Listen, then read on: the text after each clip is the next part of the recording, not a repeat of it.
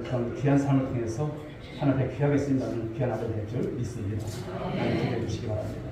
우리 옆에 분들과 한번 인사하시겠습니다. 잘 오셨습니다. 사랑하고 축복합니다. 큰 은혜 받으시기 바랍니다. 오늘 우리 출애굽기 20장 17절 탐내지 말라라고 하는 말씀으로 함께 은혜를 나누고자 합니다. 특별히 오늘은 10계명의 마지막 계명이죠. 10번째 계명입니다. 탐내지 말라 말씀인데요. 자, 우리 탐내지 말라라고 하는 이 말씀은 우리 인생에 있어서 참 큰 영향을 주는 대주제의 말씀이기도 하다, 이렇게 말씀을 드릴 수 있습니다. 우리 1계명부터 9계명까지 말씀을 보게 되면 다 외적으로 드러나는 그런 계명들인데, 오늘 10번째 계명, 20계명은요, 숨어있는 계명을 할 수 있어요. 여러분의 마음이 보이십니까? 보이지 않잖아요. 그런데 그 마음이 좋은 마음이 아니에요. 탐심이라고 하는 것, 보이지 않죠. 겉으로 알 수가 없어요. 저 사람이 정말 어떤 마음을 가지고 있는지 잘 몰라요. 그런데 누구는 알까요? 하나님은 아신다는 거예요. 믿으십니까? 하나님은 아시는 거예요. 여러분들이 어떤 마음을 가지고 살아가는지, 어떤 신앙생활을 하는지 하나님은 아신다는 거예요. 그런데 우리 마음에 이 은밀하게 숨어있는 이 탐심이, 여러분, 우리의 삶을 지배한다는 사실을 아십니까? 그 마음이 어떠한가에 따라서 우리의 마음, 우리 그 삶을 지배한다는 거예요. 우리를 통제한다는 거예요. 그래서 우리에 있는 그 탐심과 욕망의 방향으로 삶을 살아가게 합니다. 이것을 참 많이 볼 수가 있습니다. 그리고 오늘 10번째 이 계명을 자세히 살펴보면 앞에 있는 이 모든 계명들과 연관이 있을까요, 없을까요? 다 연관이 있어요. 첫 번째 1계명을 보게 되면 하나님의 다른 신을 섬기는 것. 무엇 때문에 그렇습니까? 이 탐심 때문에 그래요. 하나님 외에도 또 다른 어떤 곳이 좋은 곳이 있을까? 자꾸만 기웃기웃하는 거예요. 탐심입니다. 우상을 만드는 것 역시 보십시오. 우상을 왜 만듭니까? 우상을 통해서 더 좋은 곳이 생길까? 바라는 거예요. 탐심 때문인 거예요. 안식일에 쉬지 못하는 것, 왜 쉬지 못합니까? 탐심입니다. 부모를 여러분 공경하지 않는 것, 왜일까요? 탐심인 거예요. 살인하는 것, 간음하는 것, 거짓말하는 것, 도둑질하는 것, 다 무엇 때문에 그렇습니까? 탐심 때문에.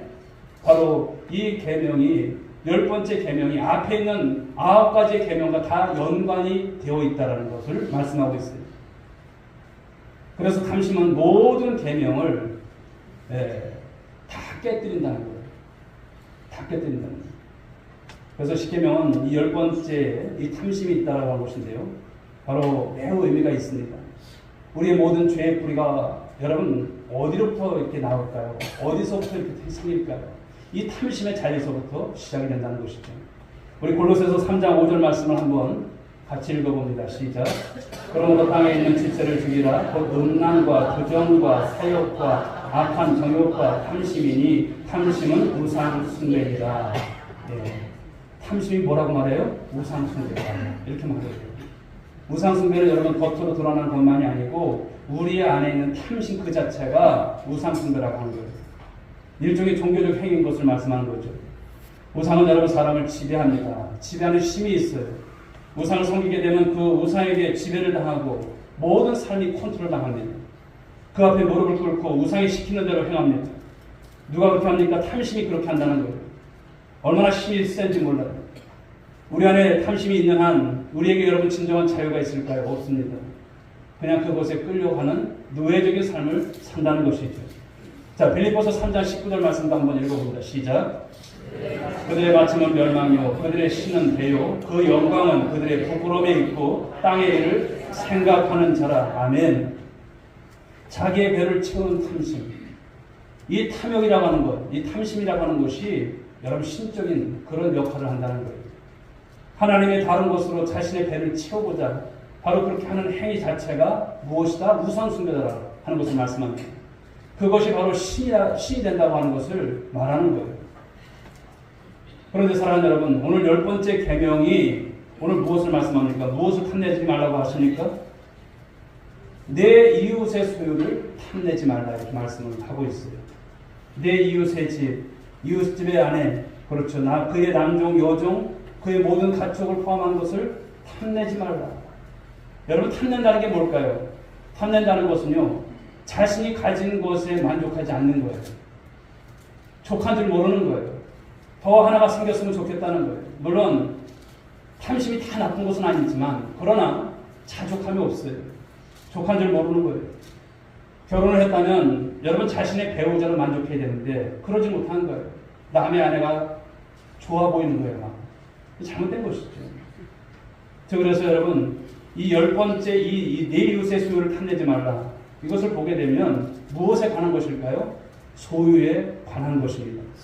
우리는 다양한 영역에서 이 탐심이 일어나는 것을 많이 볼 수가 있습니다. 야곱은 형의 장자권을 탐냈어요. 형 몰래 아버지의 축복기들을 여러분 가로챘습니다. 아이성에서의 이 아간의 이 탐욕이 이스라엘 공동체 전체에 패전을 불러왔다는 것은 우연이 아닌 것입니다. 바로 유다 역시 돈에 대한 탐욕 때문에 바로 3년 동안 섬겼던, 바로 따라다녔던 바로 이 가룟 유다가 어떻습니까? 예수님을 그 은 30에 팔아 넘기는 거예요. 이처럼 탐심이라고 하는 것은 저와 여러분에게도 있을 수 있고요. 우리의 눈을 어떻게 합니까? 가려버리는 거예요. 우리의 눈을 가려버립니다. 탐심이 무서운 것이죠. 그래서 탐심에 빠지게 되면 여러분 죽는지 사는지도 모르고 이런 노예적인 삶을 우리가 살아가게 된다라고 하는 것을 말씀합니다. 그런데 이 탐심의 특징들을 또 자세히 살펴보면 특징이 있어요. 왜 탐심이 일어날까? 또 탐심이 어떤 것일까를 말씀하는데요. 첫째, 탐심은요, 작은 것으로부터 출발해서 점점 커진다는 거예요. 작으면 작아요. 나중에 어떻습니까? 그것이 커진다는 거예요. 처음부터 큰 욕망으로 시작하지 않아요. 아주 작은 탐심인데 점점 시간이 가면서 커지고 나중에는 우리의 인생을 파국으로 끝마치게 하는 것이 탐심이다 이렇게 말합니다. 그래서 야고보서 1장 15절 말씀을 보실까요? 읽어봅니다. 시작. 욕심이 잉태한 즉 죄를 낳고 죄가 장성한 즉 무엇을 낳는다? 사망을 낳는다. 성경 말씀합니다. 욕심이 처음에 아무것도 아니에요. 그러나 죄를 낳는다. 작은 욕심이 잉태돼서 죄를 낳고 이 죄가 점점 커져서 사망까지 이르게 하는 것을 말씀하는 거예요. 어느 형제가 있었어요. 그런데 그 형제가 어느 날 큰 금덩어리를 발견을 했어요. 이게 웬 형제? 너무나 좋았어요. 이제 그 금덩어리를 나룻배에 싣고 강을 건넙니다. 그런데 갑자기 형이 여러분 그 금덩어리를 강에 집어 던져버렸어요. 그러니 동생이 얼마나 화가 나. 이게 어떤 금인데, 이게 어떤 금덩어리인데, 형 미쳤어 이럴 거예요. 그런데 형이 그래요. 동생아, 내가 강을 건너는데 자꾸만 내 안에서 욕심이 일어나는구나. 이 황금덩어리를 내가 혼자 가지고 싶은 마음이 자꾸만 생기는 거야. 그리고 너를 불에 밀어버리면 너는 죽고 이것을 내가 다 가질 수 있다는 생각이 불현듯 났어.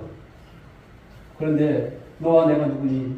형제 아니니? 이래서는 안 되겠다는 생각이 들었어. 그래서 내가 집어 던져버렸구나. 이 금덩어리를 포기하고 너를 살리는 것이 훨씬 더 낫지 않겠니? 이런 말을 하는 거예요. 그랬더니 여러분 동생이 또 말을 합니다. 형, 나도 비슷한 생각을 했어. 형만 없다면, 형을 저 강물에 내가 밀어버린다면 이 금덩어리를 내가 가질 수 있는데 형, 나도 그런 생각을 했어. 형 미안해. 이러면서 여러분 강을 무사히 건넜다고 하는 이야기입니다. 여러분 탐심이 찾아들게 되면 피를 나는 형제도 여러분 죽이는 거예요. 아주 무서운 것입니다. 탐심은 여러분 삶을 망가뜨리는 원흉입니다. 우리의 삶을 망가뜨리는 것이죠. 그래서 탐심이라고 하는 것은요, 나중에 고쳐야지, 나중에 내가 버려야지, 이게 아니에요. 아주 탐심이라고 하는 것은 초기에 잡아야 할 줄 믿습니다. 초기에 잡으셔야 돼요. 커지면 아무도 막을 수 없다는 거예요. 그 탐심 때문에 건강 잃고, 그 탐심 때문에 형제 잃고, 탐심 때문에 다 불행해지는 거예요. 아울러 탐심이 들게 되면 자신만 불행해지는 것이 아닙니다. 이 탐심은 자기를 파멸로 몰아갈 뿐만 아니라 다른 사람까지도 파멸로 몰아간다는 바로 특징이 있는 것이죠. 두 번째 탐심은요, 만족할 줄 모르는 거예요. 만족할 줄 모른다는 거예요. 하나님께서 에덴 동산을 창설하시고 완벽하게 창설해 놓으셨죠. 그리고 마지막 바로 여섯째 날 인간을 만드셨습니다. 하나님은 아담과 하와에게 이 완벽한 환경에서 살아갈 수 있는 은혜를 주셨어요. 누릴 권한을 주셨어요. 자유를 주셨어요. 그런데 그 사이를 누가 비집고 들어옵니까? 사단이죠. 사단이 어떻게 합니까? 사단은 아담과 하와에게 딱 한 가지, 다른 것도 없어요. 하나님이 제안해 놓으신 그곳에 눈을 떼지 못하게 하는 거예요. 누리고 있는 수많은 것에 대한 만족이 아니고 한 가지, 가지고 있지 않은 것에 주목을 하게 하는 거예요. 선악과죠. 선악과. 여기에 주목하게 합니다. 거기에 마음을 다 빼앗기게 만듭니다. 이것이 사탄의 전략이죠. 오늘날 여러분 마찬가지입니다. 내가 가지고 있는 것들에 대한 감사가 없고 가지지 않는 것에 대한 불만을 가지게 하는 여러분 그 원흉이 누굽니까? 사단이에요. 사단. 이것이 탐욕입니다. 탐욕의 특징은 여러분 다른 것 아닙니다. 만족할 줄 모르는 거예요. 만족할 줄 모르는 거예요. 사람이 좋은 환경에 살면 죄를 짓지 않을 것 같은데 그렇지 않더라고요. 인류 최초의 아담과 하와의 예를 보면 그것이 아닌 것이죠. 최상의 환경에서 탐욕을 가지고 선악과를 넘보고 죄를 짓는다는 것을 말씀합니다. 즉 환경의 문제가 아니라 바로 우리의 마음의 문제임을 성경은 지적하고 있는 것이죠. 여러분 세상의 모든 최고의 것을 다 누려봤던 솔로몬이 어떤 삶을 살았는지 여러분 잘 아시잖아요. 그가 고백을 합니다. 전도서 5장 10절에서 고백을 하는데 읽어보겠습니다. 시작. 은을 사랑하는 자는 은으로 만족하지 못하고 풍요를 사랑하는 자는 소득으로 만족하지 아니하나니 이것도 헛되도다. 헛되고 헛된 거예요. 그 은이 여러분 영원할 것 같아도 은 영원하지 않은 것이죠. 만족이 없는 여러분 모습인 것입니다. 풍요를 사랑하는 자는 소득이 얼마든지 연봉이 얼마든지 그것을 만족합니까? 만족하지 않아요. 그 단계에 이르면 내가 잘 살 것 같은데 또 다른 것을 생각하고 또 다른 탐심을 갖고 계속 나가는 우리들의 모습을 볼 수 있다는 것이죠. 오늘날 우리의 시대는 그 어느 때보다도 풍요로운 때를 맞고 살아가죠. 어느 시대보다도 그런데 삶을 보면요. 어떻습니까? 불평이 많고 불만족이 많고 왜 나라가 이렇게 되는지 참 여러분 그런 지경 아니겠습니까? 왜 그럴까요? 다 탐욕의 문제입니다. 아무리 많이 가져도 사람은 여러분 만족이 없어요. 남의 떡이 더 커 보이고 나보다 더 많은 사람들이 끊임없이 눈에 보이니 갑자기 내가 그냥 불행한 거예요. 몰랐다면 불행한지 몰랐어요. 그런데 아니까 비교가 되고 그런 어떤 마음속에서 난 불행한 사람이야. 난 저 사람에게 없는 건 나는 왜 이렇게 많은가. 그런 생각을 갖는 거예요. 건강의 문제도 그런 거예요. 어느 날까지는 내가 하나님의 은혜 가운데 감사했는데 어느 날은 비교가 되는 거예요. 나는 왜 이렇게 건강이 여의치 못할까. 그런 생각을 하면서 불평과 불만족 이것이 계속 타다나는 것입니다. 결국 사람은 여러분 더 많은 것을 가지려고 애를 씁니다. 부족해서가 아니라 이 탐심의 문제인 것이죠. 이 탐심의 문제를 그러므로 우리가 해결하지 않으면 여러분 진정한 안식이 있을까요? 안식 없어요. 만족이 없는 것입니다. 그러므로 사랑하는 여러분 이 탐심의 문제를 해결하는 저와 여러분들 될 수 있게 주로 축복합니다. 자, 탐심은 세 번째 바라보는 것으로부터 시작된다는 거예요. 바라보는 것에서 시작이 됩니다. 아담과 하와에게 사단이 한 짓은요 복잡한 것이 아니에요. 그냥 바라보게 한 거예요. 창세기 3장 6절을 보실까요? 읽어봅니다. 여자가 그 나무를 보암직도 하고 먹음직도 하고 지혜롭게 할 만큼 탐스럽기도 한 나무인지라. 아멘. 가장 첫 번째 사단의 작업 보는 거예요. 보게 하는 거예요. 아마 처음부터 보고 따먹지는 않았을 거예요. 그런데 한 번 딱 본 것이 아니라 계속 보게 하는 거예요. 그런데 무엇이든지 사람이 그렇잖아요. 자꾸만 보면은 이길 장사가 없는 거예요. 저와 여러분들이 한번 이 시간 한번 생각해 보십시오. 지금 계속 저와 여러분들이 보고 있는 게 뭘까요? 조심하시라고 하는 것을 말씀하는 거예요. 에덴 동산에서 유혹했던 사단은요, 예수님에게도 동일하게 시험을 하죠. 천하 만국을 보여주면서 자기한테 절하라고 해요. 다 주겠다는 거예요. 천하 만국의 그 화려한 것을 보여줍니다. 사랑하는 여러분, 보는 것 조심할 수 있기 바랍니다. 할렐루야, 보는 것 조심하세요. 다윗은 여러분 왕궁 옥상에서 목욕하는 밧세바를 바라보게 됐죠. 우연찮게 본 거예요. 그런데 계속 보는 거예요. 바로 그러므로 인해서 역사의 치명적인 실수를 만들었던, 옥의 티를 만들었던 다윗의 모습을 우리 여러분 기억하지 않습니까? 바라보는 것은 탐심을 일으키는 출발지인 것을 말씀하는 거예요. 다시 말해서 이 탐심의 출발지가 어디라고요? 바로 눈입니다. 눈. 오늘날 세상은 모든 문화를 보십시오. 다 바라보게 하는 문화입니다. 점점 갈수록 그런 것 같아요. 미디어를 통해서 광고와 이미지들 또 이런 것을 보는 순간 계속 우리 안에서 탐욕과 이 욕망의 불을 계속 지피는 거예요. 나를 기쁘게 해주는 현실적인 만족을 추구하고 살아가는 동안에 이 탐욕을 잠재울 수가 없는 세상의 삶을 우리가 볼 수 있다는 것이죠. 그리고 이 탐심으로 인해서 세속의 사회 속에서 계속 우리가 휘말려 들어갈 때가 참 많다는 것을 말씀합니다. 그러므로 사랑하는 여러분, 우리는 그저 무방비 상태로 당하는 삶이 아니라 적극적으로 말씀과 은혜 속에서 방어하는 신앙이 될 줄 믿습니다. 그래서 무엇을 바라볼 것인가라는 건데요. 지금 여러분들이 무엇을 열심히 바라보고 있는가? 둘 중에 하나예요. 선택을 할 것인가 말아야 될 것인가. 그냥 보이는 대로 따라가면 어떻습니까? 정신없이 우리가 당한다는 거예요. 사단은 그것을 여러분 계속 노리고 있는 것입니다. 그렇다면 우리가 탐심을 이기는 길은 무엇일까요? 그것은 이 욕망 자체와 씨름을 하기보다는 궁극적으로 저와 여러분들이 영원한 것에 관심을 돌리는 것인 줄 믿으시기 바랍니다. 영원한 것, 하나님 나라, 하나님 백성으로서 산 말씀, 이런 것을 바라보고 살아가는 거예요. 아니 그렇게 살아서 무슨 재미로 살아? 이게 아니에요. 여러분, 사랑하는 여러분, 오늘도 하나님의 섭리를 믿으십니까? 하나님의 인도하심을 믿습니까? 저와 여러분들을 하나님의 자녀로 삼으신 하나님, 오늘도 우리 가운데 계심을 믿으십니까? 그렇다면 이 말씀이 옳은 거예요. 무슨 재미? 말씀 안에서 재미죠. 즐거움이고요. 은혜의 것입니다. 탐욕의 실천은 하나님을 떠난 이 공허함에, 이 탐욕의 자리를 잡고 끊임없이 세상을 주워 담으려고 하는 것이 바로 이런 실체인 것이죠. 그러므로 탐심의 주 원인이 하나님을 떠남으로 그 일어난 공허함 속에서 온 것이라면 우리는 다시 하나님께로 돌아가야 할 줄 믿습니다. 하나님께 돌아가야 되는 거예요. 하나님을 떠남으로 찾아온 이 불안과 불만족, 하나님이 계셨다면 여러분 불만족이 있을까요? 없어요. 하나님이 계신다면 여러분 불만이 있을까요? 없어요.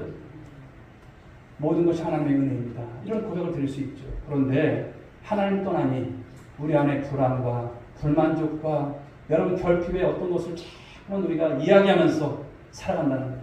그러므로 사랑하는 여러분, 우리가 하나님을 떠났다면 하나님께 돌아갈 때 해결이 될 줄 믿으시기 바랍니다. 당자의 방황을 보십시오. 그 방황 속에서, 그 고통 속에서, 그 굶주림 속에서 근원적인 해결이 어떻게 되었습니까? 아버지께로 돌아갈 때 근원적인 해결을 보게 된 줄 믿습니다. 빌립보서 4장 11절 13절 말씀을 읽어보겠습니다. 시작. 어떤 형편이든지 나는 자족하기를 배웠노니 나는 비천에 처할 줄도 알고 풍부에 처할 줄도 알아. 모든 일, 곧 배부름과 배고픔과 풍부와 궁핍에도 처할 줄 아는 일체 비결을 배웠노라. 내게 능력 주신 자 안에서 내가 모든 것을 할 수 있느니라. 아멘. 사도 바울의 자전적 삶의 고백이죠. 이런 삶을 살았던 거예요. 이 말씀처럼 우리도 하나님 안에서 더 이상 어떤 탐심을 가지도 않아도 될 만큼 만족한 삶을 살 수 있다는 것을 제시하는 말씀이에요.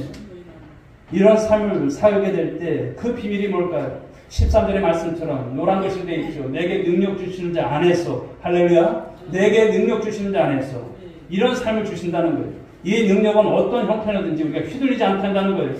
만족하고 살아갈 수 있는 그 능력을 주신다는 것을 말씀하는 거예요. 그 능력 주신 자가 누구십니까? 하나님이세요. 그러므로 그 삶이 가능함을 말씀하는 거예요. 아직까지 여러분 삶을 살아오면서 교회를 다니지만 속고만 사셨습니까? 이 말씀을 고백하시고 이 말씀대로 한번 살아보십시오. 하나님이 주시는 거예요. 은혜 주시는 거예요.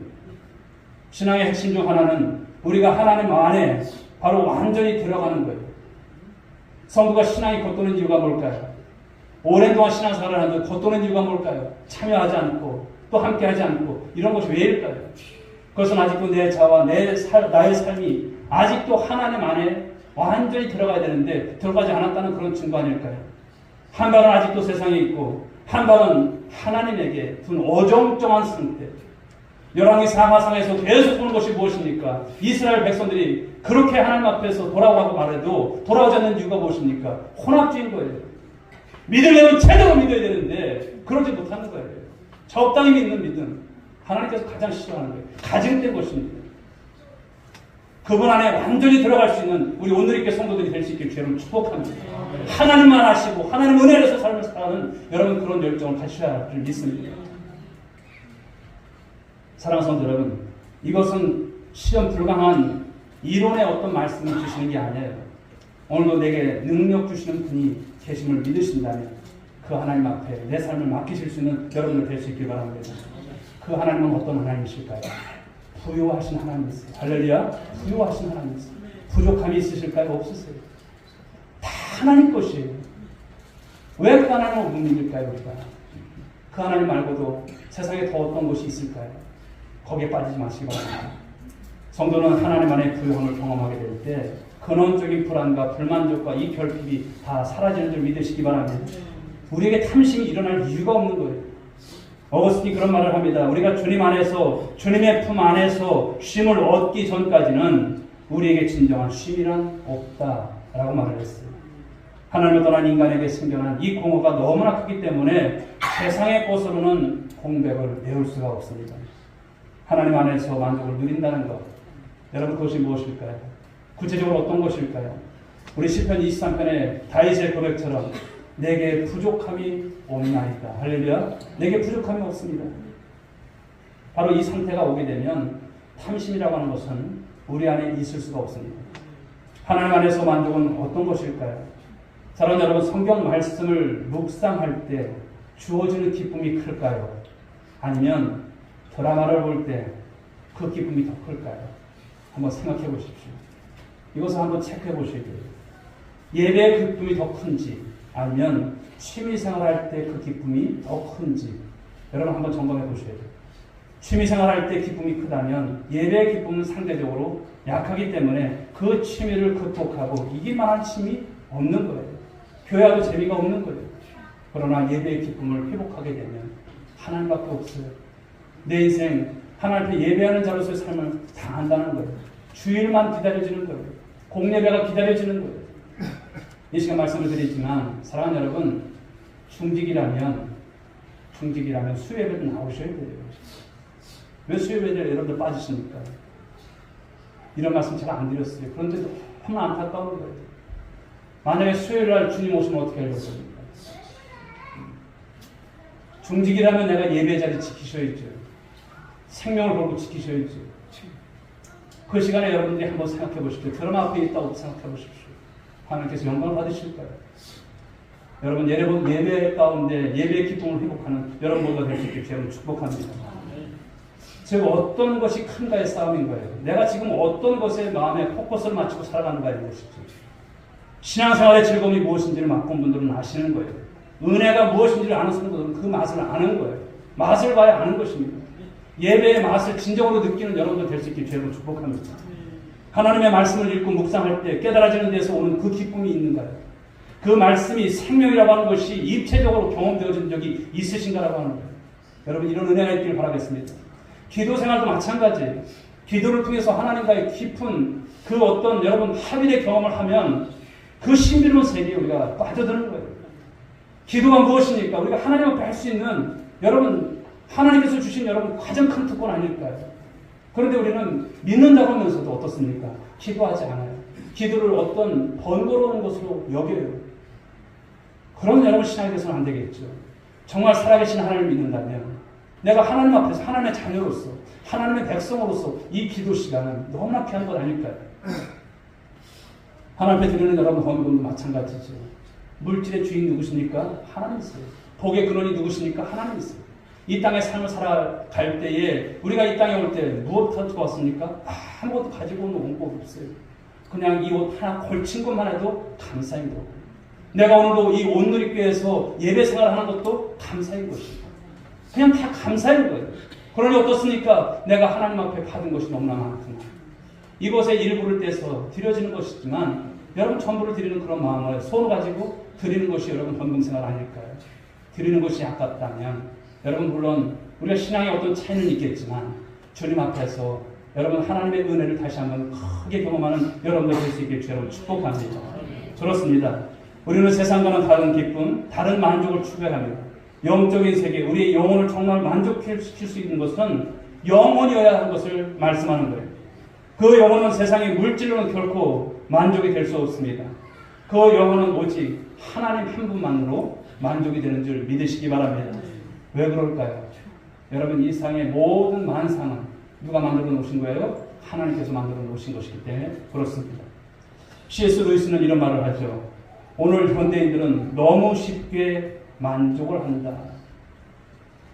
사람들은 그래서 굉장히 강한 만족을 구하죠. 그러나 여러분 그것이 영원할까요?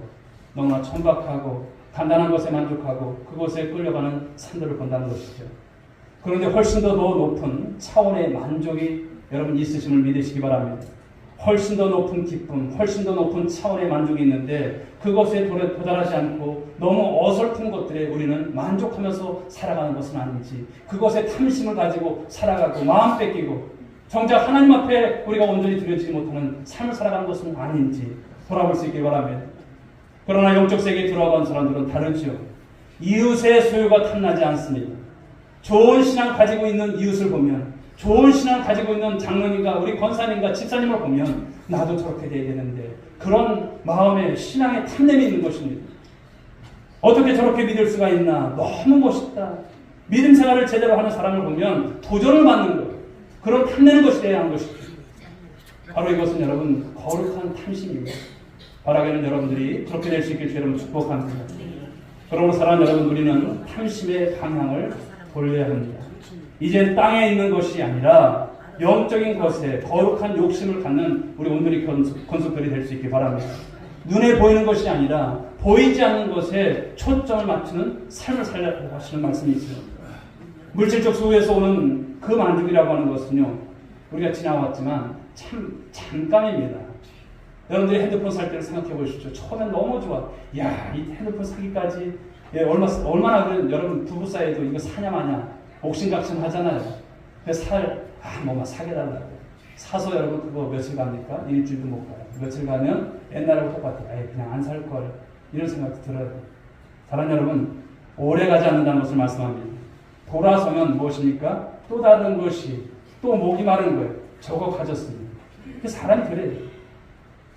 세상을 살면서 이 만족이라는 주제는 그래서 쉽게 해결할 수 있는 주제는 아니죠. 탐욕을 극복하는 일이 그만큼 어렵다고 하는 것을 물론 말씀합니다. 아주 어릴 때부터 길들여져 있는 이 탐욕은 우리의 육체 안에 깊이 뿌리를 내리고 있습니다. 설교 몇 번 들어서 해결할 수 있는 그런 주제는 아니에요. 만족이 쉬우면 고민할 것이 하나도 없었을 것입니다. 사랑하는 성도 여러분, 참된 만족은 바로 영혼의 만족인 줄 믿습니다. 영혼의 만족은 무엇을 소유하면서 주어지는 것이 아닙니다. 진정한 만족이라고 하는 것은 영적인 체험으로 가능하고, 영적인 그 체험은 오직 그리스도 안에서 가능함을 말씀하는 것. 바로 예수 그리스도는 충분하고도 깊은 만족을 주시는 분이신 줄 믿으시기 바랍니다. 사랑하는 여러분, 여러분 가운데 항상 불안하고 항상 걱정이 많고 항상 불만족에 허덕이고 계신 분들이 계실까요? 그렇다면 지금 저와 여러분들이 말씀을 들으면서 나의 삶 속에서, 내가 삶 속에서 추구하고 있는 것이 무엇인지 점검하시라는 거예요. 내가 지금 추구하고 있는 것이 무엇인지. 우리는 더 많이 가져야 만족을 할 수 있는 그런 존재일까요? 결코 아닙니다. 지금 여러분 무엇을 바라보고 계십니까? 바라보는 초점을 바꾸시라는 거예요. 예수 그리스도를 바라볼 수 있는 여러분들 될 수 있길 바랍니다. 하나님을 주목하시는 여러분들 될 수 있길 바랍니다. 그리스도 안에서만 이 탐욕을 잠재울 수 있는 것. 하나님은 더 깊은 세계 안으로 우리를 초대하시면서 이 세상에서 경험할 수 있는 독특한 그런 만족을 주시는 분이세요. 그래서 바울이 그리스도 안에서의 충만함이라는 단어를 썼는데, 바로 그리스도로 충만할수록 탐심은 줄어들게 되고 탐심은 사라진 것을 말씀하는 거예요. 이 시간 세 개의 말씀을 한번 보도록 하겠습니다. 요한일서 2장 15절부터 19절, 17절 말씀 같이 한번 읽어보겠습니다. 시작. 세상에 있는 것들을 사랑하지 말라. 누구든지 세상을 사랑하면 아버지의 사랑이 그 안에 있지 아니하니, 이는 세상에 있는 모든 것이 육신의 정욕과 안목의 정욕과 이생의 자랑이니 다 아버지께로부터 온 것이 아니요 세상으로부터 온 것이, 이 세상도 그 정욕도 지나가되 오직 하나님의 뜻을 행하는 자는 영원히 거하느니라. 아멘. 탐심 가운데 생명 걸고 죽는 줄도 모르고 달려왔던 그것, 여러분 다 잠시 후면 다 지나가는 것들이라는 것을 말씀하는 거예요. 우리의 눈에 보이는 대로 욕망하는, 가지고자 하는 그 모든 것들 여러분 다 지나갈 거예요. 오래가지 않습니다. 여러분 모든 것이 하나님께로부터 온 줄 믿으시기 바랍니다. 예.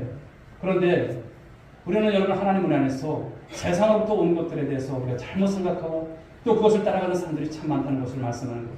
그래서 마지막 17절을 말씀하죠. 이 세상도 정욕도 지나가되 오직 하나님의 뜻을 행하는 자는 영원히 거하느니라. 할렐루야. 바로 세상에서 우리가 얻을 수 있는 것이 많은 것 같아도 많지 않음을 말씀하는 거예요. 하나님이 우리의 진정한 만족이고 하나님이 진정한 우리의 기쁨이 되심을 믿으시기 바랍니다. 사랑하는 성도 여러분, 모든 탐욕으로부터 자유하게 하는 유일한 길은 오직 그리스도로만이 가능한 줄 믿으시기 바랍니다. 예수 그리스도 안에서 이 만족한 삶을 맛보고 누리실 수 있는 우리 모든 권속들 될 수 있길 주의 이름으로 축복합니다.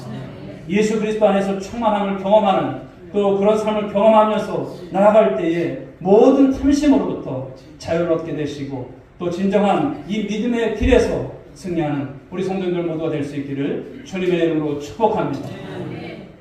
우리가 지난 시간 동안 십계명의 말씀들, 귀한 말씀들을 받았어요. 사랑하는 여러분, 이 십계명 하나하나 잘 지켜나가시기 바랍니다. 그리고 오늘 무엇보다도 마지막으로 주셨던 이 탐심을 여러분 말씀하신 거예요.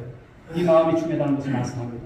마음을 잘 지키심으로 또 이 모든 십계명의 말씀들을 잘 지키심으로 이 시대 가운데 하나님께서 찾으시는 우리 모든 믿음의 성도들이 될 수 있기를 주님의 이름으로 축복합니다. 기도하겠습니다. 하나님 아버지 감사합니다. 탐내지 말라. 탐심에 대한 말씀. 오늘 10번째 계명의 말씀을 저희들이 하나님 받으면서 은혜를 받았습니다.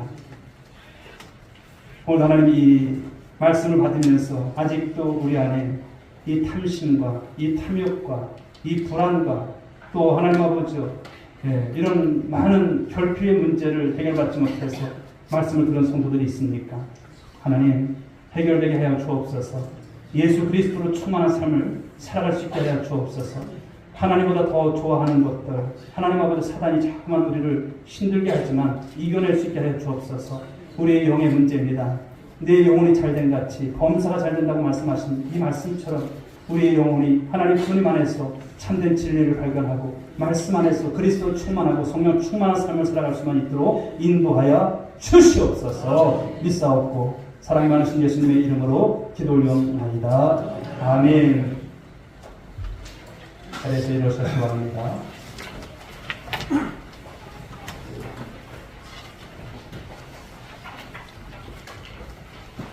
옆에 분들에게 한번 축복합시다. 하나님 한 분만으로 만족합시다. 힘내지 맙시다. 네, 저는 찬양하겠습니다.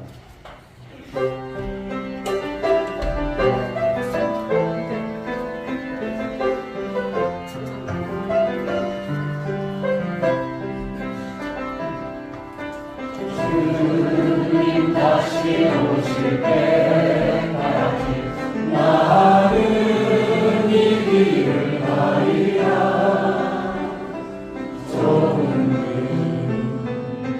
좁은 길 나의 십자가 주 나의 가는 일 끝에서 나는 주님을 보리라. 영광의 내 주님 나를 맞아주시리. 우리 고백하는 주님을 찬양드립니다. 주님 다시 오실 때까지 나는 일어나 달려가리라. 주의 영광 온 땅 덮을 때 나는 일어나 노래하리. 내 사모하는 주님 온 세상 얻으시라. 내 사모하는 주님 영광의 왕이시라. 지금은 우리 구주 예수 그리스도의 은혜와 하나님 아버지 극진하신 사랑하심과 성령님의 감화 감동 위로 충만하신 은총이 오늘 귀한 주일 귀한 예배를 통해서 십계명의 마지막 말씀 탐내지 말라고 하신 이 말씀을 마음에 새기고 이 말씀대로 살아가기를 소원한 사랑하는 모든 믿음의 권속들 저희들의 자녀 일터 위에 그리고 이 나라 이민족 가운데 지금으로부터 영원무궁토록 함께 있을지어다. 아멘.